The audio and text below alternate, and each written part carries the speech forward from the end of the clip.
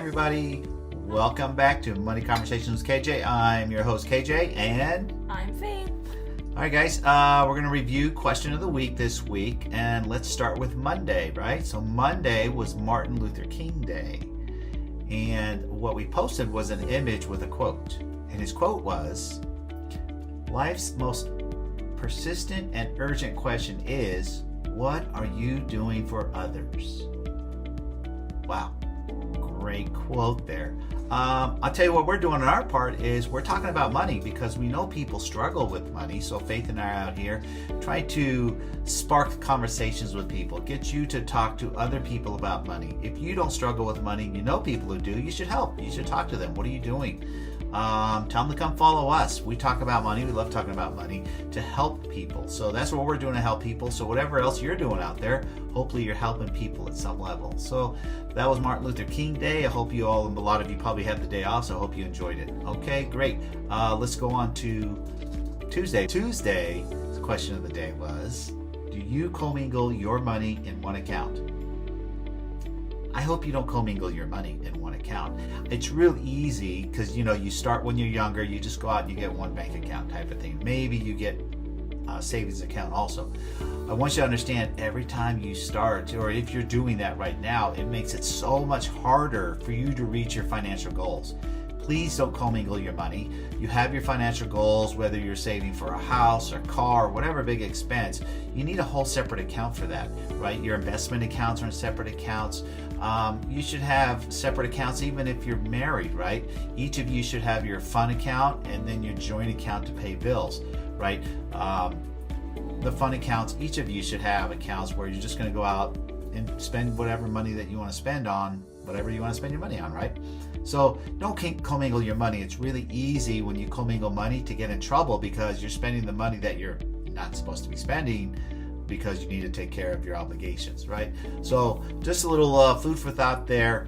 Try not to commingle money. Okay, let's roll on to Wednesday. What you got, Faith? Wednesday's question was, do you use online banking? Well, we are in the 21st century, so using online banking definitely is the way to go. Well, online banking has its perks. It's like anything else, pros and cons. Some of you probably are thinking, I don't do online banking because you're used to going down to the brick and mortar bank, right? But you're going to save money by going on online banking, okay? And that's what it's all about. Banks make money with their fees that they charge us for just about everything, right? That's how they make money and loaning money. So go ahead and do your homework. Go to online banking. There's so many banks out there now that will pay you more, right, on your money than your brick and mortar because they don't have the overhead. They can afford to do that. So definitely look into it. Again, if you need multiple places to park money, I would encourage you to think about doing online banking. Okay, let's move on to Wednesday's question of the day. Or that was Wednesday. Let's move on to Thursday's question of the day. Thursday's question was, what is a good age for kids to learn about money? Well, so a couple of the answers we got were pretty young, like 4, 5, 6, and that is a good time to start, just to teach them the basics of how money works, and then the older they get, teach them more in depth and tell them the responsibility of it. But starting at that age, about 5-ish, is good.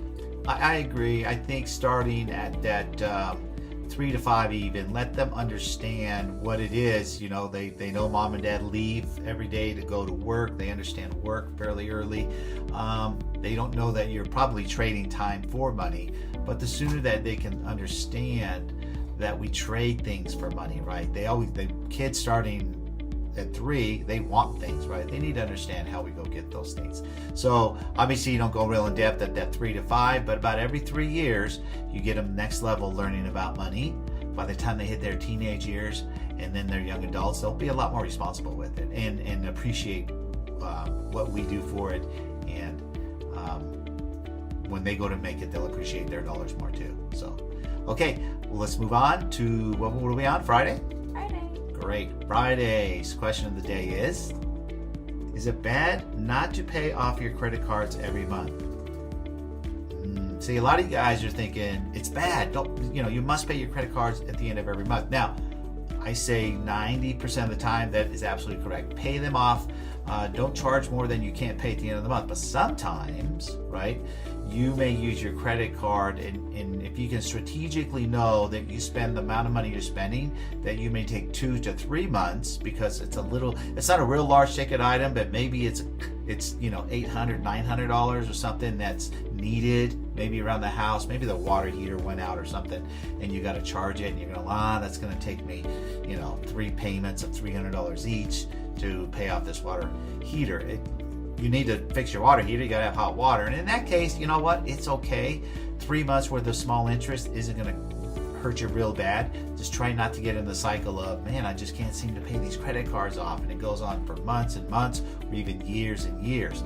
So the answer to that question would be, most of the time, if you can, absolutely. Sometimes you're in a pinch, you've got to use those cards to get yourself out of a little pickle.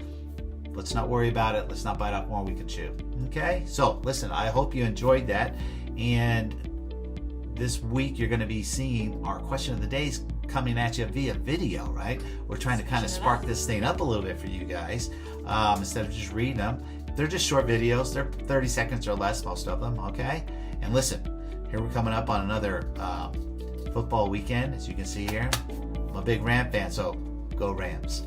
So guys, if you like what you're hearing so far, do me a favor, smash that like button, subscribe to the channel, and hit that notification bell so it reminds you that, hey, it's Saturday, let's go watch Faith and KJ's video. So I appreciate if you do that for us.